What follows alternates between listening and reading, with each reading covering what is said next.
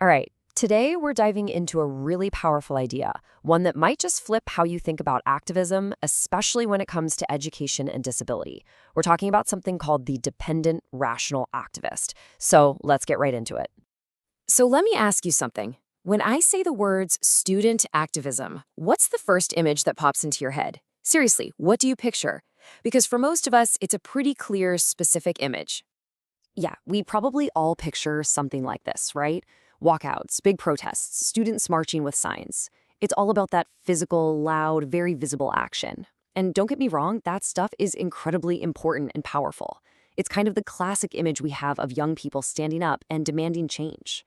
But what if that's just one piece of the puzzle? What if focusing only on that kind of activism means we're missing a huge, really crucial story? That's exactly what researchers Neil Dingra and Joel Miller argue. They say our standard picture of an activist is, well, kind of ableist. It's built on the assumption that you have to be independent, physically out there, autonomous. And because of that blind spot, we're completely overlooking another form of activism, one that's happening right under our noses, inside schools every single day. Okay, so to really get this hidden activism, we need to zoom in on a very specific place. We're heading into the world of special education, and more specifically into a room where something called an Individualized Education Plan, or IEP meeting, happens. This is where it all goes down. So here's the paradox. The law that governs all of this, it's called the Individuals with Disabilities Education Act, or IDA. It promises this beautiful collaborative process. The idea is that everyone gets together to figure out what a child needs for a good education. That's the promise. But the reality? Well, for so many families, it feels like anything but collaborative. It turns into this high-stakes adversarial negotiation. It can feel like a battle, really, where they have to prove all the ways their child might fail just to unlock the services they need. And this whole situation raises a really deep question. A question about power. Who gets to draw that line? Who has the authority to say, okay, this educational difference is now officially a disability that gets support?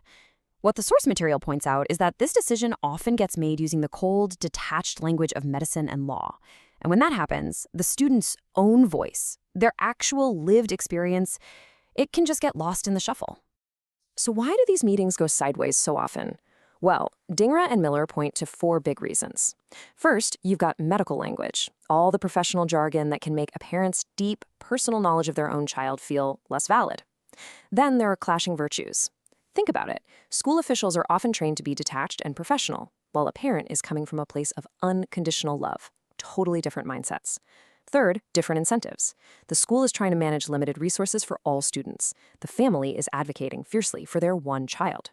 And finally, there's that constant focus on need, which forces parents into this awful position of having to emphasize their child's deficits just to get them help. So if the whole system seems set up for a fight, for bargaining, how do you ever change it? Well, this is where things get really interesting. The authors propose a complete shift in how we look at this, a pretty radical one, actually. Instead of bargaining, they suggest something called collective deliberation. Now, that might sound a little academic, but the idea is actually pretty simple and beautiful. It's not about winning a negotiation. It's not a competition. It's a process where everyone in that room, parents, teachers, administrators, sits down to genuinely learn from each other. The goal is to figure out together what is the common good here, what's truly best for the student.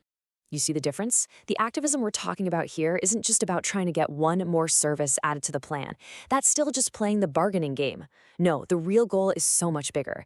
It's about changing the entire character, the entire vibe of the meeting itself, transforming it from a fight into a real shared search for the right path forward. And who leads this transformation? This is where we get to the heart of it all. It's a whole new kind of activist, a concept that really makes you rethink what words like agency and power even mean. Meet the dependent rational activist. This is a student whose power, whose activism, isn't expressed by going it alone. No, it's expressed collaboratively. It's interdependent. And often, this means a parent or a guardian, someone who knows that child inside and out, acts as what the authors call a second self. They're helping to translate their child's own rational thoughts and feelings into a language the system can actually hear and understand. There's this incredibly powerful quote from the philosopher Eva Feder-Kittay. She was writing about her daughter Seisha's genetic diagnosis, and she just said, Seisha is poorly represented by this description. And that, wow, that just hits the nail on the head, doesn't it? A medical label, a list of deficits, it can completely erase who a person actually is. So, the activism in this context is the fight to make the whole person, the real, complex, thinking human being, visible again in that room. And the researchers argue that parents and caregivers are uniquely positioned to do this, because through that journey of unconditional care, they often develop what's called a transformed perspective. It's like they've learned to see the world through their child's eyes, and because of that deep connection, they can actually articulate their child's own rational thoughts in a way that nobody else can. And listen, this is a super important distinction. This isn't just about a parent speaking for a silent child. It's not about being a proxy. It's about making the child's own rational participation visible to everyone else at the table. The parent is acting like a bridge, making it possible for their child to be an active, thinking participant in their own future. Okay, so let's step back for a second. Why does all this matter? Why is reframing activism this way such a big deal? Well, it turns out it has some pretty huge implications for how we think about disability, our schools, and even the political nature of caregiving itself. So let's break down the big takeaways here. What this idea teaches us is that 1, activism can be quiet, procedural, and collaborative. 2, it can happen inside the very bureaucratic systems we want to change, reshaping them from within. 3, it asserts a student's humanity beyond their medical labels. 4, it directly challenges the ableist idea that to have a voice, you have to be totally independent. And finally, and this is huge, it reframes the deeply personal act of caregiving as a powerful political act. Ultimately, what this whole concept does is it takes something that has been happening in quiet rooms for decades, this tireless fight by families, and it gives it a name and a framework. It makes a hidden form of activism visible. It recognizes and dignifies the incredible, collaborative advocacy of countless students and their families who've been doing this all along. And so I'll leave you with this final thought to chew on.